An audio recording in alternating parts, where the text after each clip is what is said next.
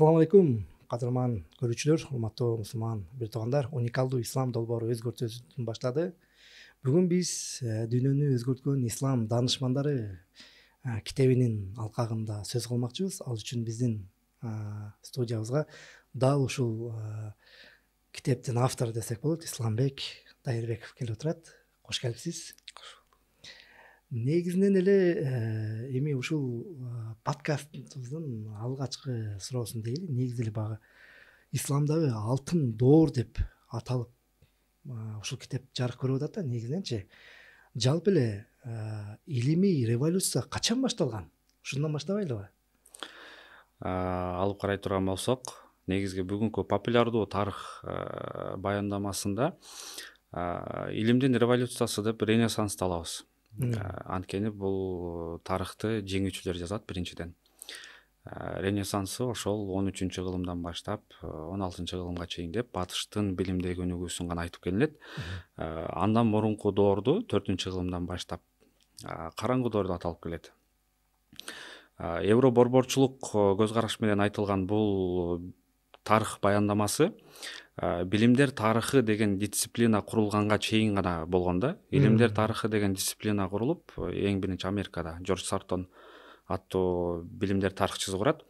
Билимдердин бүгүнкү биздеги астрономия, физика, математика билимдерин тарыхтарын университеттерде атайын адистер изилдей баштаган. Изилдеп баштаганда бул көз карашты уже четке каккан бизде фактылар чыга баштады. Анткени 13-кылымда эмес, Европада эмес, 8-кылымда Багдадта башталган, ислам дүйнөсүндө башталган илимий революциянын издерин тарыхый фактылар менен далилдей башташты. Биринчиден муну батыш өлкөлөрүндө баштады.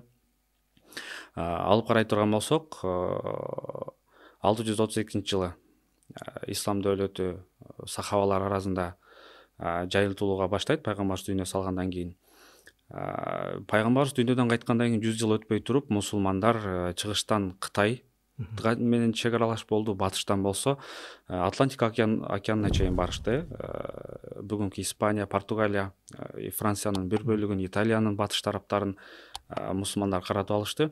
Ушул кең чөлкөмдөгү илимий мураска мусулмандар ээлик кыла баштады. Бул жердеги эң мындай буга чейинки көрүлбөгөн бир көрүнүш бар. Мусулмандар ошол илимий мураска кандай мамиле кылды? Пайгамбарыбыздын бир хадиси бар да. Илим мусулмандын жоголгон мүлкү. Аны кайсыл жерде тапса алат деген. Аны мусулмандар Италиянын бир жеринде табабы, же болбосо баягы байыркы Перс империясынын бир жеринде табып, аны өзүнүн мүлкү катары мамиле жасады дагы ошол кең чөлкөмдөгү илимий мураска ээлик кыла баштады. Бул бизге жат көрүнүш, бул исламдагы жок нерсе деген мамиле жасаган жок. Билимге мусулмандын мүлкү катары, өзүнүн мүлкү катары эч кандай өксүктүк комплексине түшпөстөн мамиле кыла баштады. Натыйжада 8-кылымда мусулмандарда илимий революция башталды. Жана караңыз, эң кыска учурда да ислам 7-кылымда эле башталды, уже 8-кылымга келгенде дүйнөдө билимдеги эң улуу бир державага айланды. Бул алтын доордун баштапкы этабынан баштай турган болсок, Амави дөөлөтүндө 750-жылы бул дөөлөт жыгылат. Ошол учурда эле уже ислам дөөлөтүнүн билимге болгон кызыгуусу жана билимдеги лидерлик позициясын алуусун башташкан. Эми мынакей сиз абдан жакшы маалымат бердиңиз. Негизи эле ушул 8-кылымдан башталган иш баягы медицина тармагы болсун, физика тармагы болсун, кайсы гана тармакты албайын, ушул даанышмандардын эмгектери болуп атат да. Анан бара-бара бул ушул баягы илимге кошкон салым системалуу түрдө унутулуп калган да. Бул эмнеликтен улам ушундай унутулуп калды? Мына бүгүнкү күндө деле мына сиздин китебиңизди алып окуп көрсөм, өзүмдө деле көптөгөн маалыматтар жок экендигин мен өзүм байкадым да. Демек, буга чейин абдан чоң ачылыштарды жасаган баягы аалымдар, илимпоздор бүгүн аттары башкалар менен эскерилип калган да. Абдан жакшы баяндадыңыз. Бул көрүнүш бир тарыхый трагедия десек болот. Бул жерде мусулман илимпоздордун аттары унутулуп, алардын жасаган илимий ачылыштары батыштык илим адамдарга патенти берилгендиги бар. Бул акыйкат. Мунун бир канча себептери бар. Бул жерде бир канчасын гана айтып өтсөк болот, анткени аябай кенен тема, бул чоң тема. Биринчиден, мусулмандар кантип алды? Биз биринчи ошол жакка карашыбыз керек. Мусулмандарда эң башынан эле биринчи хадис илими жандана баштаганда, хадис илиминде ошол нерсе бар, сиз дагы жакшы билсеңиз керек. Риваят, риваят кылганда равийлердин бардыгын өзүнүн чын жырачасы менен берет. Бул булдан алды, бул булдан алды. Бул хадис илиминин эң башта мусулмандарды өнүгүүсү бул илим ахлакындагы аябай бир жакшы бир эрежени коет да. Билимди сен кайсыл жерден алдың, ошол бардыгын тактап кел деген. Бул ушул эле нерсени мусулмандар бардык илимдерге колдонушат. Мисалы үчүн астрономияны, философияны, физиканы кимден алган болсо, ошолордун бардыгын айтышат мусулмандар. Мисалы үчүн Аристодон алгандыгы үчүн Аристонун биринчи мугалим деп эсептешет мусулмандар, сый урмат катары. Фарабийди экинчи мугалим дешет. Мисалы үчүн Галени Фадыл дейт. Фазилеттүү Гален. Аларга мындай сый урматы бар да, алар грек болгонуна карабастанчы, мусулмандарда ушундай билим этикасы бар. Качан бул билимдерди батыштыктар мусулмандардан ала баштаганда, батыштыктарда бул этиканы көрө албайбыз. Аларда мисалы үчүн Ибн Синанын китебин которуп, өзүнүн аты менен жарыялаган батыштык илимпоздор бар. Сөзмө сөз которуп, анан кийин өзүнүн китебинде пайдалангандар бар, эч кандай шилтеме жасабастан. Мисалы үчүн булардын ичинде бирок баягы бир аз ынсаптуулар да бар. Мисалы үчүн айтсак, Николай Коперник өзүнүн китебинде 32 жерде альбаттаниге шилтеме жасайт. Мен бул эмгектен пайдаландым, ушул чанчы бетинен ушул маалыматты алып атам депчи. Бирок ошондой ынсаптуу деген Николай Коперниктин эле китептерин акыркы изилдөөлөрдө мусулман илимпоздордон дагы да көчүрүп алынган дагы деле маалыматтар, фактылар чыгып атат. Мисалы үчүн Ибн Шатырдан Меркурий жана Айдын аракет айлануу системасын сөзмө сөз көчүрүп алган, бирок шилтеме жасалган эмес. Ошондой фактылар бар. Экинчиден, батыш дүйнөсүн ислам дүйнөсү менен согушкандыгы. Анткени крестүү жүргүнчүлөр болгон, билесиздер, 11-кылымдын башынан баштап биринчи ислам билими менен таанышуу ошол учурда башталат. Согушуп аткан бир маданият катары көргөндүгү үчүн мусулман дүйнөсүн бул акыйкатсыздыкты жасашкан тилекке каршы. Мынакей, мен уже сиздин китебиңизди окуп отуруп, анан ушундай бир түшүнүккө келдим. Ислам менен өзүңүз айткандай, баягы дин багы өнүгүп аткан доордо коомчулукка кандай бир руханий атмосфера тартуулады ошол доордо? Бул жерде аябай мындай маанилүү бир нерсе жатат да. Бүгүнкү күндө бул китепти жарыялагандан кийин деле менде көптөгөн жаштар менен жолугабыз, китеп алкагында талкуу жасайбыз. Илим менен динди бири-бирине айкка алыштыра албаган бир түшүнүк калыптаныптыр да биздечи. Мунун бир канча себептери бар. Эң башындагы ислам дөөлөтүндөгү ошол билимий өнүгүүнүн, диний өнүгүүнүн тарыхына бир көз чаптыра турган болсок, ушул нерсени байкайбыз. Диндин өзү, Курандын өзү мусулмандардагы илимий түшүнүктү пайда кылат. Бул жерде Курандын бир өзгөчөлүгүн айтайлы. Мисалы үчүн дүйнөдө 4000ден ашык дин боло турган болсо, ошолордун ичинен жалгыз Куран табиятты өзүнө бир күбө катары колдонот. Бизде мисалы үчүн мусулман катары ушул нерсени аябай жакшы түшүнүшүбүз керек. Билимдер бул аламды изилдеген илим. Тафсир, фыкых, хадис сыяктуу илимдер динди түшүнүүгө себеп болгон каражат илимдер. Биздин түшүнүгүбүздөгү Кудай жараткан, бул аламды да жаратты, бул динди дагы бизге берген Кудай да. Ошол үчүн экөөнүн ортосунда эч кандай бир карама каршылык болбошу керек деген түшүнүк эң башта мусулмандарда жанданган. Экинчиден, Куран өзү бизди табиятка багыттайт. Мисалы үчүн баягы орто кылымдагы эң улуу алым ким десеңиз, билим тарыхчылардын бардыгы Аль-Бируни дейт да, бир ооздон. Аль-Бируни ушундай киши болгон, өмүрүндө эки эле күн билим менен алектенбеген экен. Майрам күнү. Күнүнө 12 саат, кеминде 12 саат билим менен алектенген билимпоз болгон. Бул адамга мынчалык илимге көп басым жасап, илим менен алектенүүнүн мотивация каяктан алдыңыз деген суроону сураганда, Аль-Имран сүрөсүндөгү аятты окуйт да. Аль-Имран сүрөсүндө ушул аятты окуйт.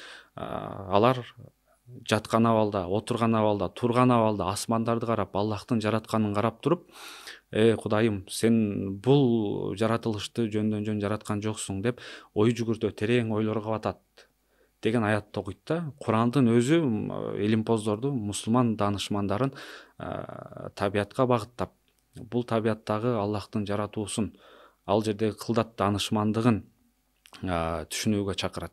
Ушул нерсе мусулмандарга аябай чоң мотивация болгон. Жана ошондой эле дагы бир канча себептери бар. Анткени биз бүгүнкү илим методу деп аталган нерселердин бардыгын калыптанышына Курандын түздөн түз тийиши бар. Исламбек мырза, мисалы азыркы окумуштуулар ушул доордогу даанышман инсандардан эмнелерди үйрөнүш керек? Бүгүн технология бар, 21-кылымда жашап, баардык нерсе өнүккөн. Бирок мен ойлойм да, бир руханий илхам, руханий бир өздөштүрүү же болбосо руханий бир ачкачылыктай бардай сезилип атат да. Албетте. Анткени бизде тарыхый эс тутум бир жерге келгенде өзгөлтүккө учурады. Акыркы 300 жылдан бери батыш ушул нерсени унуттургусу келди. Бир пропаганда катары бизге чыга баштады. Билим өзүнчө, билим динге каршы. Ушул нерсени эске алышыбыз керек. Бизде советтик доордон баштап бизде пайда болгон айдыңдар жана совет пропагандасы, ага чейинки батыш пропагандасы айткан дин христиандык дини. Бул жерде исламды өзүнчө алып карашыбыз керек. Анткени ислам менен билимге болгон экөөнүн мамилеси башка, христиандык менен билимге болгон мамилеси башка. Экөө эки башка географиялык чөлкөмдө башка шарттар астында бир мамиле пайда болгон. Ошон үчүн исламды өзүнчө алып карашыбыз керек да. Бул исламдагы дин менен билимдин ортосундагы мамиле бара-бара өзгүлтүккө учурады. Мусулмандардын аң сезиминдеги түшүндүк өзгүлтүккө учурады. Тилекке каршы бизде мисалы үчүн университеттерде билим алган илимпоздорубуз дейли, билим менен алектенгендер дейли, дин жагынан көп маалыматы болбогондугу үчүн динди бир билимге каршы бир система катары алып келет. Биздеги медреселер болсо ал жерде философия, физика, математика сыяктуу илимдер болбогондугу үчүн билимди бир керексиз же болбосо дүйнөлүк илим катары бөлүнүп калганда, ошон үчүн ортодо бир байланыш жок азыр. Сиз айтып атпайсызбы азыр? Ошол бүгүнкү күндөгү илимпоздордо руханий атмосфера жетишпей атат деп. Бул абдан так-таасын байкалган нерсе. Анткени биз чындап исламды жана Куранды түшүнө турган болсок, балким биздин илимпоздорго андан да көбүрөөк мотивация берет. Анткени акыл ой жүгүрткөнгө, акыл калчоого, табиятка кароого, андагы жараткандын даанышмандыгын түшүнүүгө Курандан көп реферанс берген китеп жок. Негизинен мен ушул китепти баштаганда эле негизинен Жабир бин Хаян деген инсандан башталат экен да. Негизинен бул баягы эң негизгиси химиянын негиздөөчүсү, химиянын атасы деп дагы айтылат экен. Анан мен китепти ушу барактап окуп отуруп, анан ушундай бир ой келди. Ушул китепти жазууга, алып чыгууга, жарыкка чыгарууга авторго эмне түрткү берди деген бир суроо жаралды да. Сизге эмне түрткү берди? Бул негизи мен 2016-жылы Туркияда ошол биринчи курсумда болчу. Эми ага чейин мен деле бир диний чөйрөдө эле чоңойгон баламын, диний үй бүлөдө, ата энем, чоң эне, чоң атам намаз окуйт бардыгы. Анан ошондой чөйрөдө эле жүрүп, анча-мынча кичинекей эмне даватка чыгып, биздин аалымдарыбызды угуп,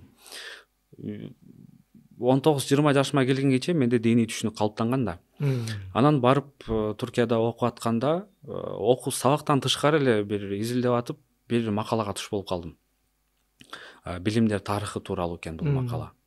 Анан ачсам эле ошол сиз биринчи китептеги каарманыңыз Жабир бин Хайян ушул сыяктуу макала ушул кишиге алгачкы макаланын биринчи эле абзасында көзүм түштү да. Анан карасам мен 19 жашка чейин менде калыптанган ислам диний түшүнүк менен бул дагы илимий факт бири бирине дал келбей атат да. Анан баягы адамга өзү түшүнбөгөн же өзү туура эмес билген нерсени көргөн аябай кызык болот да. Аябай кызык окудум ошону макаланы. Анан эстесем ошол күнү түндө уктабаган экем. Таң атканга чейин ушул макала менен ой жүгүртүп изденип, эмнеге мен билген ислам бул жерде башкача болуп атат? Бул факты эмнеге тарых башкача? Эмнеге ортосунда айырма бар деген суроо мени уктаткан жок. Мен дагы да көбүрөөк изденүүгө түрткү берди. Ошентип изденип отуруп арадан 10 жылдан ашык убакыт өттү. Андан кийин ошол изденип олтуруп, окуп олтуруп, мен факультетти аяктагандан кийин да, теология факультетин аяктагандан кийин атайын изилдөө үчүн Германияга барып, анткени ислам билимдери тарыхы боюнча эң бай китепкана жана бай музей Германияда Франкфурт шаарында жайгашкан. Ошол жерге барып, ал жерде билимдер тарыхчылары менен маектешип, Андалусияга барып, Испания, Португалия ошол чөлкөмдөрдү кыдырып, ислам маданиятынын алтын доорун мындай өзүм түшүнүү үчүн, биринчиден өзүм түшүнүү үчүн аябай аракет жасадым. Анан Кыргызстанга келгенден кийин бул маалыматты чогулткан бир аз маалыматтарым бар болчу. Ошол маалыматтарды бөлүшүү үчүн Ихсан байке менен жолугуп калдым. Ихсан Жээнтаев мурда Умма журналында редактор болуп иштечү. Ал айтып калды, бир документалдуу тасма, даректүү тасма даярда деп. Анан даректүү тасма даярдасак аябай жакты. Аябай жакты дагы, анан бизге кыска-кыска фактыларды жазып бер, Instagram Reels'ка чыгарган депчи. Анан кыска-кыска фактыларды жазып берсем, Ихсан байке айтты, буну китеп кылып чыгарбасак болбойт. Сен буларды иликтеп, бир форматта көбүрөөк кылып чогулт, муну китеп кылып басалы деди. Мындан 3 жыл алдын. Ошол 3 жыл алдын 10 жыл мурда изилдеп баштаган ушул маалыматтарды китеп кылып жазуума Ихсан байке аябай чоң демилге берди, түрткү болду. Анан 3 жылдан бери ушул жазып олтуруп, буюрса ушул китебибиз жарык көрдү. Абдан керемет. Мен да эми ушундай суроо берейин деп турам. Эмне үчүн дал ушул аалымдар тандалып алынды? Же бул ушул аалымдардын таасириненби, же булардын унутулуп бараткан улуулугунанбы? Эмгектериненби? Биринчиден, эгер илим этикасына карай турган болсок, бул жерде мен моюнга алышым керек. Көп аалымдарды бул жерде жаза алган жокпуз. Анда бир канча себептери бар. Анткени бизде китеп канчалык калың болгон сайын окулбай калат экен да. Китеп чаканыраак болсун деп, биринчиден. Экинчиден, маалыматтардын жетишсиздиги. Анткени билимдер тарыхы деген дисциплинада дагы деле изилдөөлөр дагы деле кызуу жүрүп жатат. Бүгүнкү акыркы маалыматтарга караганда Европадагы китепканаларда, чыгыш дүйнөсүндө эмес, Европадагы китепканаларда мусулмандардын кол жазмасына тийиштүү 250 миң кол жазма китеп бар. Булар иликтене элек. Булар иликтенсе дагы көптөгөн мусулман окумуштууларын дагы тааныбыз буюрса, дагы деле иликтенип жатат. Анан экинчиден, маалыматтын жетишсиздиги. Анткени билимдер тарыхы боюнча иликтөөлөрдүн көпчүлүгү батыш өлкөлөрүндө болот. Ошол китептерге, ошол изилдөөлөргө жете албаганыбыз үчүн маалыматтар бир аз чектелүү болду. Бул нерсени моюнга алышыбыз керек. Бул багыл ушул адамдардын таасиринен эмес экен да демек. Албетте, бизге келген маалыматтарды эле алып карай турган болсок, биринчиден таасиринен, экинчиден унутулуп бараткандыгынан. Ал жагы эске алынды. Ал жагы эске алынды. Ушул китепте айтылган аалымдар бири-бирине канчалык деңгээлде таасир этип турган, же багыл баары тең бир идеалык байланышта болгонбу дейм да? Бул жердеги аалымдардын бири-бирине таасири албетте болгон. Анткени ислам дүйнөсүндө эми Кытайдан баштап туруп Андалусияга чейинки, Испанияга чейинки өлкө, баягы чөлкөм бир маданиятта бириккен да. Булардын ортосунда баягы илимпоздорду окуган окурмандарыбыз байкайт.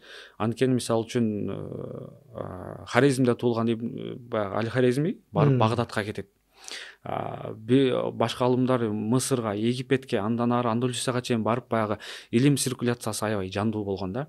Андалусияда туулган бир алым келип Багдадта билим алат, Багдадта туулган барып Батыш Африкада билим алат. Ошон үчүн баягы алымдардын ортосунда аябай прозрачность болуп турган, бири бирине аябай жакын болушкан. Илим жагынан деле мисалы үчүн китеп жазылса, Андалусияда жазылган китеп 2 айга жетпестен Багдадтагы китепканаларда чыга баштаган. Билим циркуляциясы аябай жандуу жана тез болгон. Ошондуктан баардыгынын бири биринен таасир алгандыгы маалым.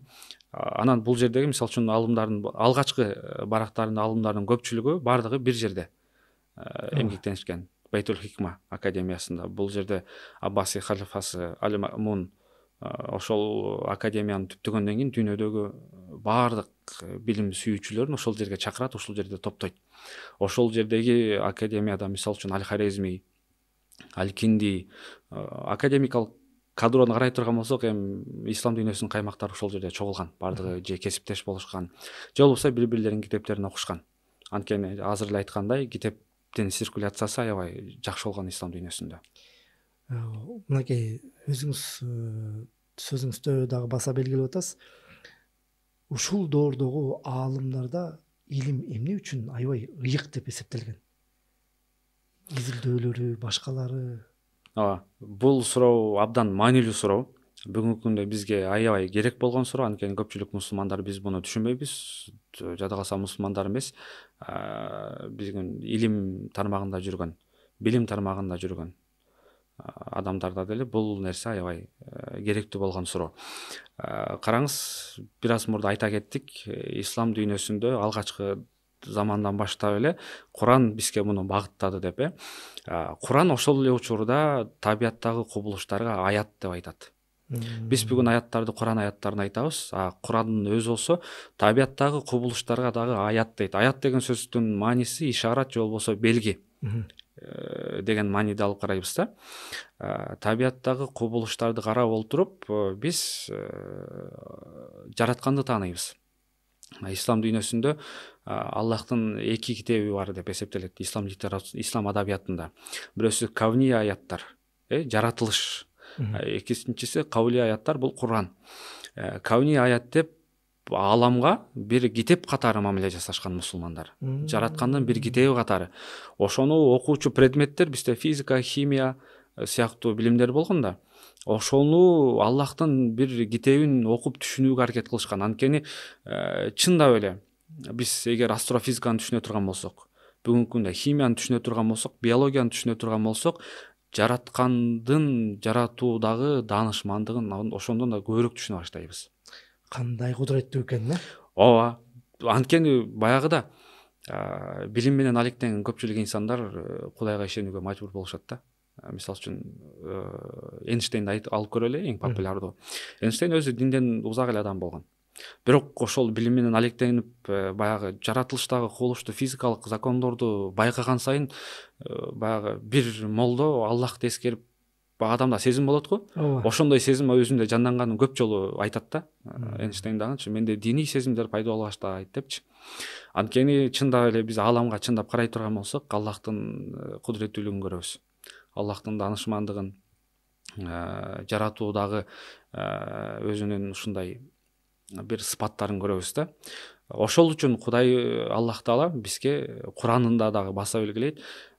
Карагыла, төбөгө кара, асманга кара, силер ичип аткан сууга карагыла, жемиштерге карагыла, күн менен түндүн алмашуусуна карагыла деп.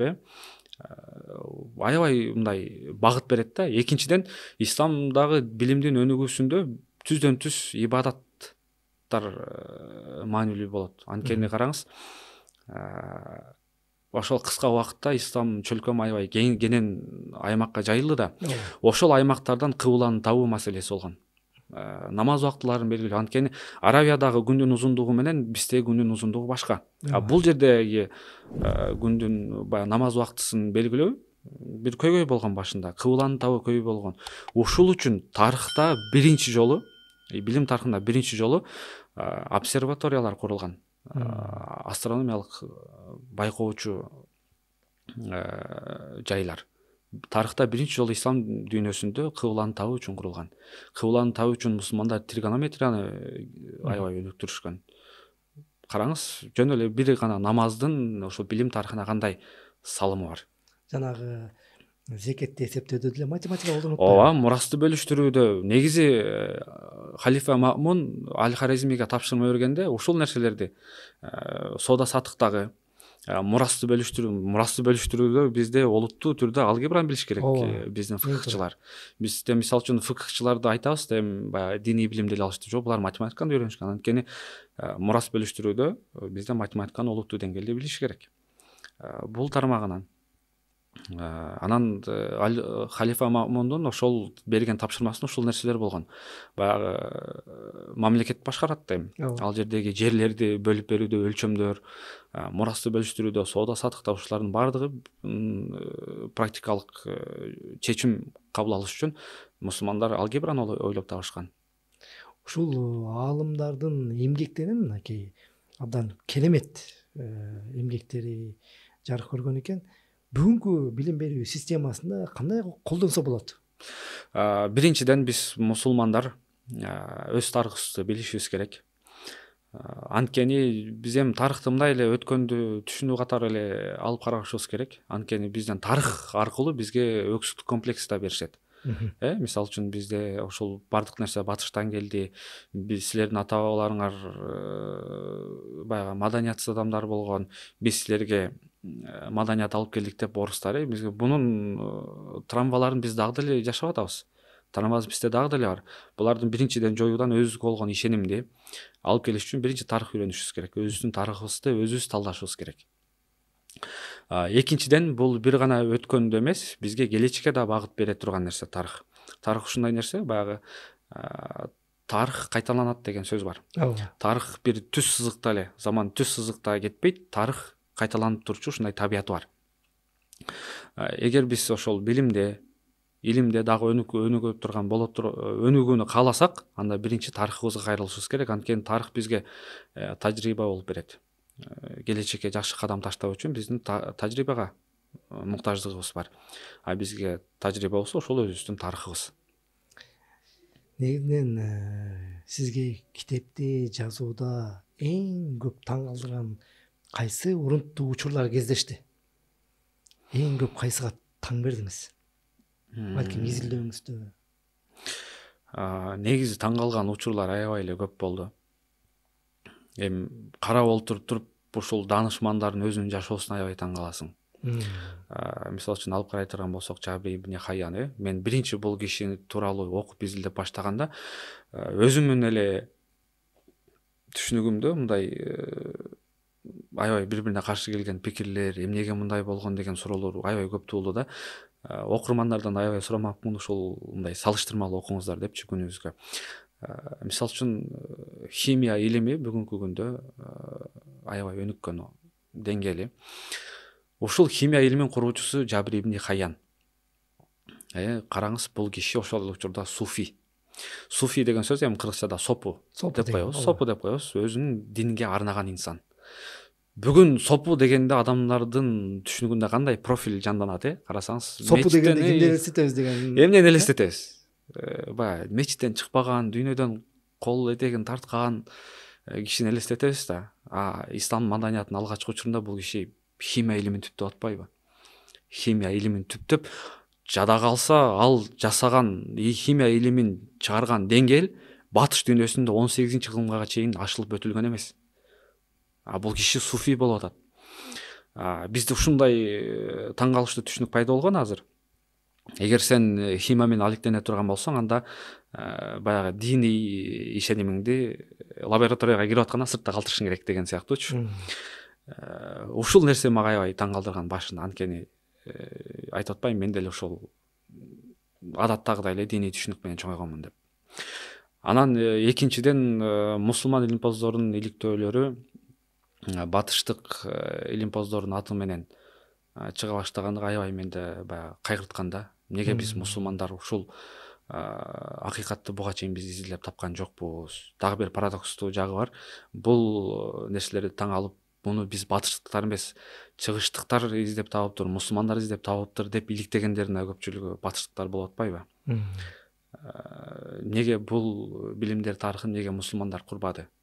Неге мусулмандар өз тарыхын изилдеп, өздөрү талдап, бул суроолорго жооп бербейди деген дагы сөз мен аябай мындай кайгы бир сезимди бөлөдү да. Эми бул багы эфир учурунда ушундай бир суроо менде пайда болуп калды. Эмне үчүн бүгүнкү күндө ушундай ислам ааламынан дейличи, мусулмандардан ушундай атактуу, окумуштуу, илимпоз инсандар чыкпай атат деп ойлойсуз? Мунун бир канча себептери бар. Анткени ислам дүйнөсүнүн билимди артта калуусу бул дүйнөлүк тарыхта аябай чоң бир орду бар да. Мындай чоң бир тарыхый жараянды бир эки себеп менен түшүндүрүш кыйын. Биринчи, мусулмандарда ошол илимдин башталышы тууралуу Курандын жана мусулмандардын түшүнүгү тууралуу бир аз айттык. Эми исламда мусулмандар кантип аркада кала баштады деген суроо, жалпысынан ушундай суроо пайда болот да, сиз айткан суроодончу. Негизи эле ошол мусулмандар аябай дүркүрөп турган мезгилинде чыгыштан моңолдор, батыштан крестүүлөр, анан өзүбүздөн Амир Темур, ушундай бир талкалоочу күчтөр пайда болду. Бунун берген зыяны мындай дагы деле так айтылып аныктала элек да. Ушунчалык көп зыян беришти булар. Сырткы себептер дейли булар. Ички себептер болсо ислам дүйнөсүнүн өзүнүн ичиндеги себептер. Анткени башында эле ошол эле Куран билимдин өнүгүшүнө түрткү берип эң башкы фактор болуп аткан болсо, барып исламдын өзүнүн түшүнүгү ичинен бул нерсени жок кылуучу факторго айлана баштады да. Анткени ошол жаңы эле сиз аябай жакшы байкаптырсыз. Ушул дин менен билимдин ортосундагы бири-бирине карама каршылык пайда болду деп. Мисалы үчүн Улукбек курган медресе бар болчу, ошол Самаркандта. Ал жерде 500гө жакын математик тарбияланып жетишип турганда, талаба деп коебуз. Улукбек өлгөндөн кийин ал жердеги медреседе математика, мынча айтканда табият билимдери чыгарыла баштады. Биздеги медреселерде ушундай универсалдуу болчу. Медицина факультети болчу өзүнчө. Медреселерге тийиштүү ошонун алкагында. Математика, философия бардыгын бири окутушчу да мусулмандар. Барып бул табият билимдерин медреселерден чыгарыла баштады. Чыгарыла баштагандан кийин тек гана диний билимдер калды. Диний билимдер калгандан кийин мусулмандар табият билимдерине, илимий технологияда аркада кала баштады. Аркада кала баштагандан кийин бул жараян бизде 5 кылымга чейин уланды.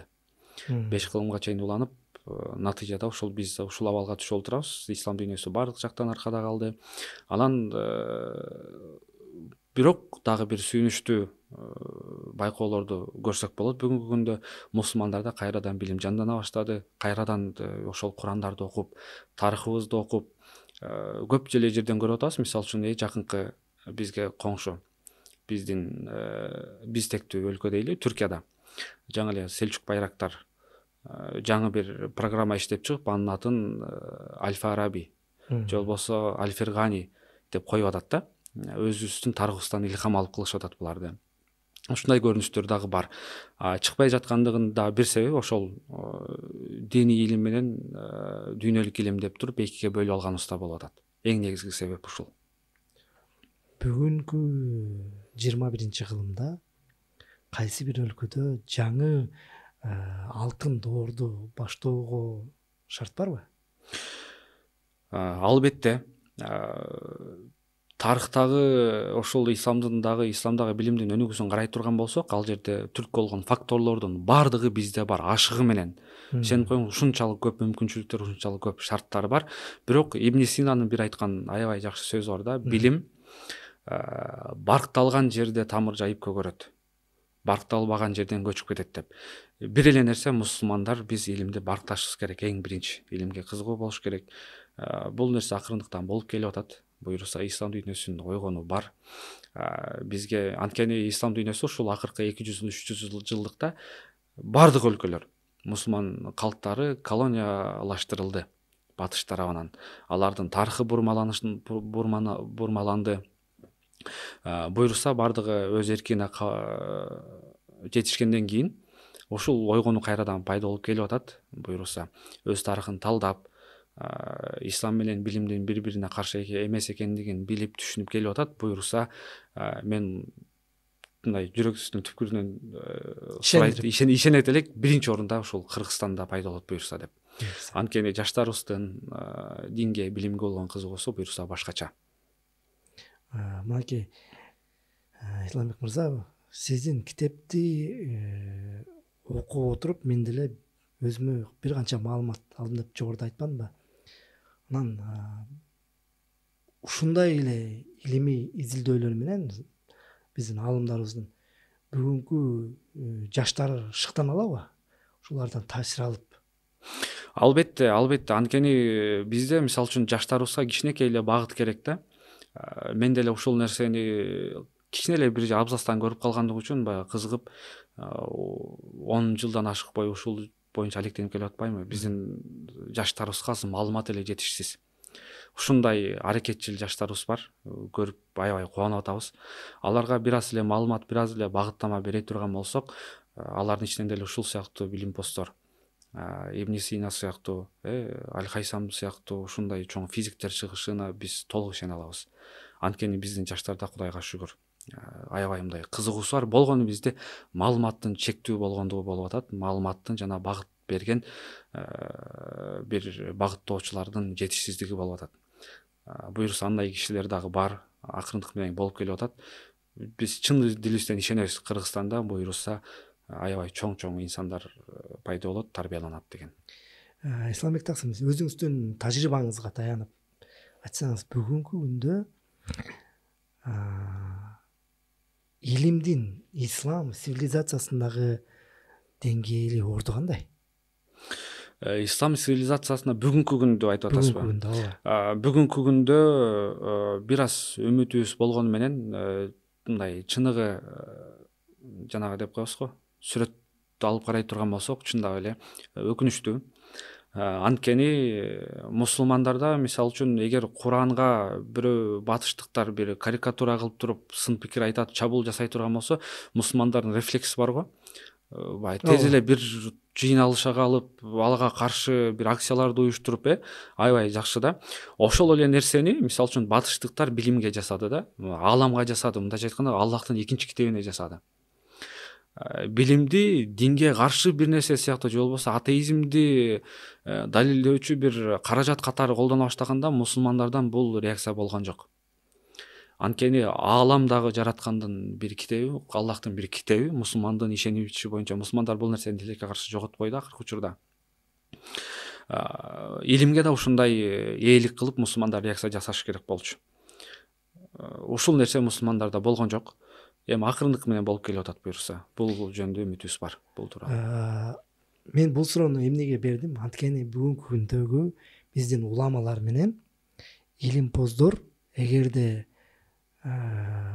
бир стөлгө отуруп, багы өздөрүнүн тажрыйбаларынан, балким ушундай багы илимий изилдөөлөрдүн негизинде бир пикирге келишсе, мисалы ушул сыяктуу китептерди биздин жаш муундарда, балким биздин диний окуу жайларда окутса, балким ошол балдардан дагы бир кандайдыр бир талантты, балким өркүндөп өсүп, кандайдыр бир жаш окумуштуулар пайда болот беле деген бир ой келди да. Аябай сону ойлоп турсуз. Бул сиз айтып аткан, берип аткан суроодун дагы мындай башында бир өзүнүн аркадагы бир өтмүшү бар да. Анткени бизде баягы билимди Советтер Союзу бизге идеология катары, билимден да көп билимчилик, бизде динчилдер деп коет го, билимчилдер мындай ошол өңүттөн берип койду да. Ошол үчүн баягы билимди туу тутуп туруп динге каршы колдонуу максатында дагы ушундай каражат көрүп калган. Себеби дегенде бул китептеги адамдардын баары тең диндардан болуп атпайбы, аалымдар болуп атпайбы? Аябай сонун байкадыңыз. Ушул биз биринчиден биздин университеттерде билим тарыхы бөлүмдөр ачылышы керек. Анткени батыштагы сиз айтып аткан нерсе батышта жок да. Анткени мен ал жактагы билим тарыхчылары менен жолукканда аларда моундай да, өзү математиканын профессору, ошол учурда математика тарыхынын профессору. Өзү медик, ошол учурда медицина тарыхынын профессору бул кишинин Ибн Сина сыяктуу айткан, Ибн Сина тууралуу айткандарын уксаңыз оозуңуз ачылат. Алардын эч кандай мындай динге бир аллергиясы жок да. Шек күмөнү жок. Шек күмөнү жок. Алар өздөрү ишенишет. Ислам билимдер тарыхын изилдеп мусулман болгондор да толтура. Өзү христиан болсо дагы исламдын баалуулуктарын айтып, мындай суктанып, тамшангандар аябай көп да. Бизде бир аз да билим алып калгандарга биринчи ушу түшүнүк берилген. Бул идеологиялык жактан берилип калган. Бул нерсе акырын муундун алмашуусу менен бул нерсе жоголот. Кыргызстанда ал нерсе болуп келип атат буюрса. Сиз айтып аткан нерсе аябай жакшы. Азыркы учурда ошол нерсе болушу керек. Ортодо тил табышып, биринчиден эле мунун эң биринчи чечүүчү жолу мектептерге ошол дин тууралуу туура маалымат берген сабактар кире баштады, мисалы үчүн. Медреседе деле ошол учурда табият билимдерин киргизиш керек. Бул мен китепти окуганда бир кандайдыр бир деле диний баалуулуктарга ээ болгон жокмун да негизинен. Биякта диний деле маалымат жазылды, болгону ошол адамдардын, диндар адамдардын эмгектери багыл абдан мыкты берилген экен да. Анан мен окуп отуруп ушундай бир түшүнүккө келдим. Эгер өсүп келаткан муун багыл алгебранын атасы, химиянын атасы, физиканын ойлоп тапкан адамдар ким экенин түпкүрүнөн билген болсо, анда биздин жаш муунда дагы ошондой бир мен эмне үчүн муну кыла албайм деген ой пайда болмок. Экинчиден багы эмне үчүн биздин диний окуу жайлар дедим. Биздин диний окуу жайларда билим алган биздин жаштарыбызга да шык болмок да. Ушундай диндар адамды ушундай бир ааламды өзгөрткөн бир математикалык система ойлоп чыгыптыр. Жоксо бир астрономия менен иликтеген бир илим ойлоп таптыр деген бир шык болмок деген бир ой да. Ооба, аябай жакшы ойлодуңуз. Бул ой деле менде ошол 10 жыл мурда эле пайда болгон, биринчи көргөндө эле өзүм айтып атпайм, өзүм туура эмес түшүнүктөрдөн арылуудан мурда ушул нерсени элге кантип жеткирем деп китептин жазылуу максатынын түпкүрүндөгү максат ушул. Биздин мусулмандардын кайрадан ушул нерсени түшүнүүсү. Азыр айтып кетсек дагы кошумчалап айтып кетели. Мисалы үчүн накей химия билимин курган адамдын өзү суфи, сопу. Динди аябай жакшы түшүнгөн жана динге өзүн арнаган адам. Кошумчалап айта турган болсок, бүгүнкү илимий методду экспертиза кылып, андан кийин теорияларды далилдөөчү эксперименттерден өтүүсү керек деген бүгүнкү билимий методду түптөгөн адам мусулман. Ибн Хайсам бул киши буну Аллахтын ыраазылыгы үчүн жасадым дейт. Өзү китебинде жазып атат, Аллахтын ыраазылыгы үчүн муну жасадым дейт. Ошол эле орто кылымда эң улуу билимдер тарыхчысы Аль-Бируни, өзү илимпоз, ошол учурда билимдер тарыхчысы, диндер тарыхчысы, астроном, математик, ал кишиге салыштырылчу батыш дүйнөсүндө адам жок, Аль-Бируниге. Бул адам айтып атат, мен муну илимге мынчалык берилүүмдүн себеби Али Имран сүрөсүндөгү ушул аятты айтып атат. Бул мисалы үчүн ботаника илиминдеги гректер 1000 жылда жеткен даражага өзүнүн бир эмгеги менен ошолордон ашып өткөн Абу Ханифа ад-Динавери деген ботаник болгон. Бул кишинин диндарлыгы тууралуу айта турган болсок, аябай көп нерсе айтылат. Бул нерсе бизде кайрадан пайда болуш керек. Биз муну түшүнүшүбүз керек. Ошол үчүн китепте бир аз болсо да бул тууралуу маалыматтарды бердик. Берилбеген толтура маалыматтар бар. Анткени бул адамдардын билимге салым кошкондордун эң артында турган эң негизги фактор бул исламдын өзү болгон, Куран болгон. Биз ушул нерсени кайра ала турган болсок, эч бир мотивация, куранчалык мотивация бере албайт илимпоздорго. Балким илим мындан да тезирээк өнүгөт. Эгер ушул нерсени түшүнө турган болсок.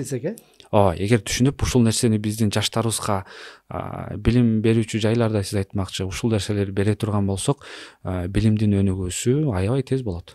Анткени бул тарыхта уже сыналып, тажрыйба кылынып көрүлдү, экспертизадан өттү. Өзүнүн баягы жемишин, мөмөсүн берип койду да. Мөмөсүн берди, далилдеди. Ислам маданияты өзүн далилдеген маданият. Биз ушул нерсени түшүнүшүбүз керек биринчиден. Мисалы үчүн келечекке кадам таштоо үчүн тажрыйбага муктажбыз дедик го. Эми тажрыйба дегенде бул мындай бир теория эмес, бул өзүн далилдеген биздин тажрыйбабыз бар. Ушул тажрыйбаларды өзүбүздүн билим берүү тармагында, диний билим берүү тармагында бул нерсени колдонушубуз керек. Эгер биз ушул тууралуу, бул илимпоздор тууралуу жана бул илимпоздордун мотивациясы тууралуу биздин билим берүү жайларында колдоно турган болсок, анда мен ишенмекмин, Ибн Сина сыяктуу инсандар кайта башынан чыгат. Тарых кайра башынан кайталанат. Исламдын алтын доору кайта башынан келет. ошол нерсеге биз биринчиден ишенебиз чын жүрөктөн. Аракет кылалы. Буйрса. Исламбек мырза, ушул китепти жазууда маалымат жетиштүү эле болдубу? Кыйынчылык болгон жокпу? Китепти жазууда эң биринчиден маалымат жетишсиз болду. Жетишсиз болду. Кыргыз тилинде бул тууралуу маалыматтар жок эсе. Түрк тилинде бир аз азыраак эми которула баштады. Анткени түрктөр да ошол Фуат Сезгин иликтөөлөрүнө таянып, акыркы учурда бул нерсеге да басым жасаша баштады. Көбүнчө бул тууралуу иликтөөлөрдүн көпчүлүгү немис тилинде, англис тилинде, француз тилинде. Бул дагы бир парадокстуу нерсе болсо керек. Анткени мусулмандар өз тарыхын талдоого эми эле жаңы эле кирише баштады. Негизинен баягы илимдин тили баягы эмне деп коет, универсалдуу деп коет го. Анан бул тарыхый маалыматтарды жазууда бир канча өлкөгө барып келген экенсиз да. Өзүңүз үчүн маалымат алайын деп, анан ошондон улам ушул китеп жарак көрүп атпайбы? Башка тилдерге которулган биздин аалымдардын эмгектерине назар салганда кандай бир сезимде болдуңуз? Эми негизи мен бул иликтөөнү биринчи булактардан изилдей алган жокмун. Анткени баягы арабчаны билүү, классикалык арабчаны билүү дагы өзүнчө бир бүгүнкү арабчадан башкача. Анан билимдеги тилин изилдөө ал өзүнчө бир чоң түйшүк да. Анткени ошол 8-кылымдан баштап, Аль-Киндиден баштап билим тили арабча боло баштады. Арабтагы билимдин терминологиялары пайда боло баштады. Бул терминдерди түшүндөө өзү да бир кыйын турат. Анан билимдер тарыхчысы болбогондугунан өзүм мен экинчи булактардан изилдей баштадым. Бул тууралуу түшүндүрмө жазган германиялык, немис билимдер тарыхчылардын ошолордун китебинен пайдаландым. Анан ошолордун эмоциясын айтып берейин. Мисалы үчүн билимдер тарыхы деген дисциплинаны курган Джордж Сартон деген илимпоз бар, америкалык. Бул киши ошол ислам билимдер тарыхын изилдеп туруп айтат да, 4 томдон турган китеби бар өзү. 4 томдун 3 тому ислам билимдер тарыхына тийиштүү. Өзү дүйнө билимдер тарыхын жазган, бирок анын 3 тому ислам билимдер тарыхына тиешелүү да. Бул киши айтат, исламдагы билимдин өнүгүүсүн карап туруп, бул өнүгүүнүн себебин мен түшүнө алган жокмун. Бул бир мужиза болсо керек дейт. Бул бир керемет дейт. Мунун себептерин түшүнүү мен колумдан келбеди дейт. Ошондон кийин эле анын окуучусу бар, немец Вилли Хартнер деген. Ал деле ошол нерсени айтат. Джордж Сартон муну түшүнө алган жок, мен эле түшүнө алган жокмун депчи. Бул адамдар өмүрүн аягына чейин ушул өмүрүн арнаган да ислам билимдер тарыхын изилдөө үчүнчү. Бирок себебин түшүнүш албай кыйналышкан. Франц Розенталь деген өзү жөөт улуту. Ошол билимдер тарыхчысына бир нерсени аныктайт. Эгер ислам дейт, илимге билим катары чындап эле илимдин барктуулугун мынчалык баалабаганда, бүгүнкү күнүбүздөгү бул илимий технологиялык өнүгүү булундай даражага келмек эмес деп ушул нерсени аныктаган. Ошолордун эмоцияларын карап олтуруп мындай неме кыласың да, чындап биринчиден уяласың. Муну биз өзүбүз көргөн жокпуз депчи. Анан аябай улуу бир билимдер тарыхчысы бар, өзү түрк. Анан бирок илимий изилдөөлөрүн Германияда жасаган, Фуат Сезгин деген. Бул киши ойлонуп болуп ошол изилдөөлөрдүн акырына келип туруп айтат, ислам маданиятынын улуулугун батыштагы адамдарга түшүндүргөнгө караганда мусулмандарга түшүндүрүү кыйын депчи. Анткени биз уже мусулмандарда диний түшүнүк пайда болуп калган да, диндин ислам тарыхын өтмүшүнө карай бир түшүнүк калыптанып калган. Ошонун ордуна ислам маданияты улуу болгон, билимде бардык жерде өнүккөн дей турган деп айтсак, буларды жеткирүү кыйыныраак болот экен негизи. Ошол жагынан да карап олтуруп, бир жагынан кейисиң, бир жагынан сүйүнөсүң. Ошондой бир парадокстуу сезимдер пайда болот. Абдан. Сонун бул китепти кимдер окуш керек? Жаш муундарбы, мугалимдерби, же жалпы коом окуш керекпи? Негизи бул китепти биз жазуудан мурда негизи темасы академиялык бир китеп болушу керек болчу. Колдонгон булактарыбыздын баары академиялык китептер, бирок жалпы коом түшүнө турган кылып деңгээлде жазганга аракет жасадык.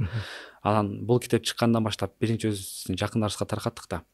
Анан бул китепти акырына чейин окуп бүтүп, биринчи китеп тууралуу комментарий берген менин чоң энем болду. Өзү 84 жашында. Кудайым өмүр берсин.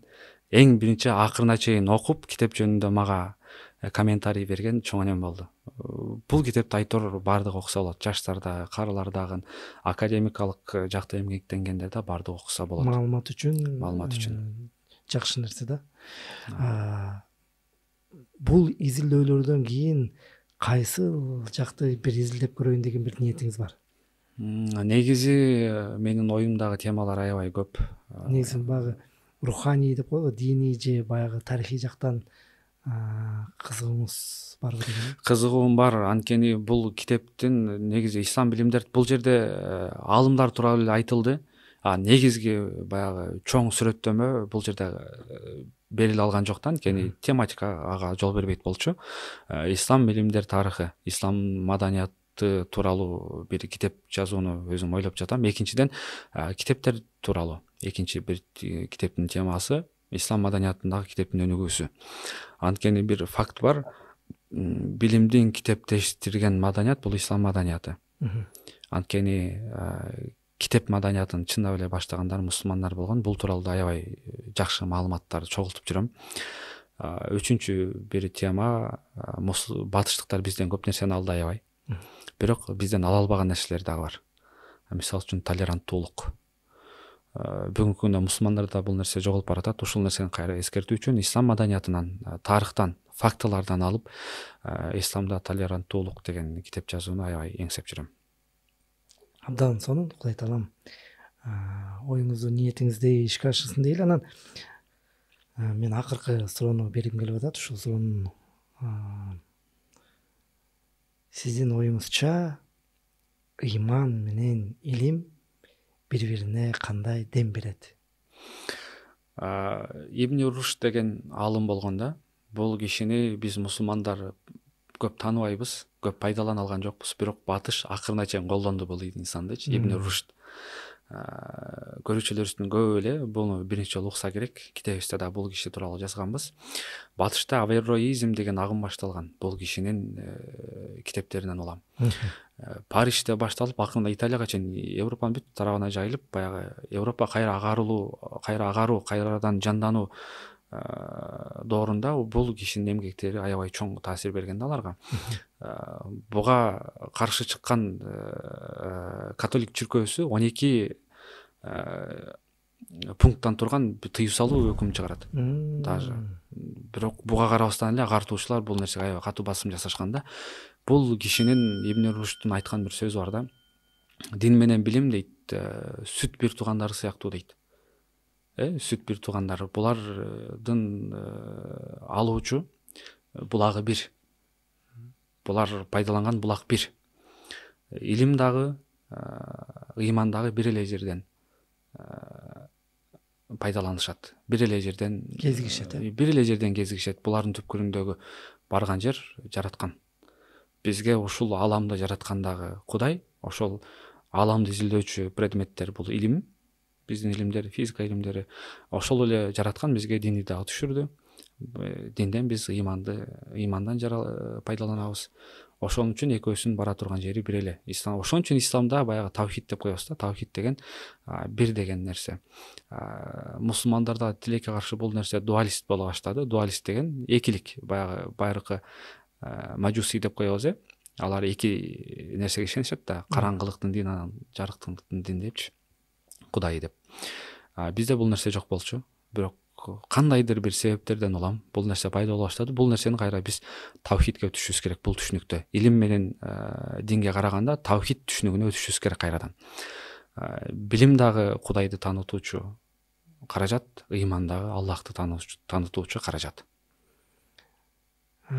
Биз маектешкен инсан кайсыл жерден кулунуу, ошол боюнча маалымат берип кетпейсизби?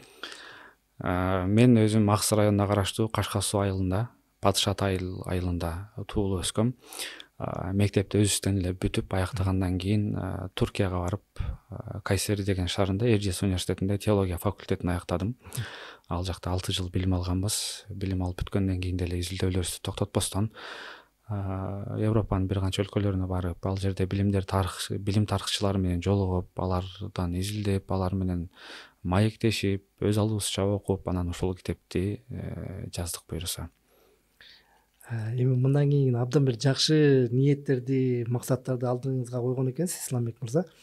Жараткан ушул сиздин таштаган кадамдарыңызга берекесин берсин дейли. Эми биздин эфир соңунда биздин социалдык тармактын өкүлдөрүнө, көрүүчүлөрүбүзгө эмне деп бир кайрылат элеңиз? Урматтуу бир туугандар, урматтуу мусулмандар, бүгүнкү күндө билимде өнүгүү биз үчүн мындай парс болуп калды. Бир гана өзүбүз үчүн эмес, дүйнө үчүн бул нерсе парс. Биз ушул өтмүшүбүзгө карап, өзүбүздүн тарыхыбызга карап, өзүбүздүн тарыхыбызды талдап, ушул колунан патент алынган мусулман илимпоздорго алардын сый урматын ыйгарып коюу эле эмес, алардан бир үлгү алып, алардан бир сабак алып, келечекке бир жарык бир келечекке кадам таштоочу убакыт келип жетти. Билимде кайра өнүгүү убактысы келип жетти. Бул нерседе кечигип атабыз биз. Ошол үчүн бардыгыбызга кааларым билимди кайрадан сүйөлү, билимди кайрадан жанданалы, исламдын алтын доорун кайрадан баштайлы. Жараткан Алла таалам өзүнө ыраазы болсун. Эми биз ушун менен бир эфирибизди жыйынтыктасак, урматтуу мусулман бир туугандар, мынакей менин колумда дүйнөнү өзгөрткөн ислам даанышмандары деген китеп турат. Чындыгында ушул китепти өзүңүздөр үчүн телефонду бир аз убакытка кыскартып, ушул китепти окусоңуздар абдан көп маалымат аласыздар деп айта алам. Анткени мен өзүм окуганда дагы багыл чындыгында мага дагы таасир калтыра баштады. Мен өзүм толук окуп бүтө элекмин. Мүмкүн болушунча ошол убактымды көбүрөөк ажыратып окутканга аракет кылып атам. Сиздерди дагы чакырам, ушул китепти алып окусаңыздар, биздин даанышман аалымдардын, диндар адамдардын эмгектерин ушул жерден кездештиресиздер. Ал эми биздин студиябызга келип убактыңызын бөлүп берген Исламбек Дайырбеков мырзага ыраазычылык билдиребиз. Сизге Кудай таалам ушундай абдан бир жакшы ниет кылган экенсиз, ошолорго жеткирсин. Ал эми урматтуу мусулман бир туугандар, уникалдуу ислам долбоорунан кийинки эфирде көрүшкөнчө аман эсен болуңуздар.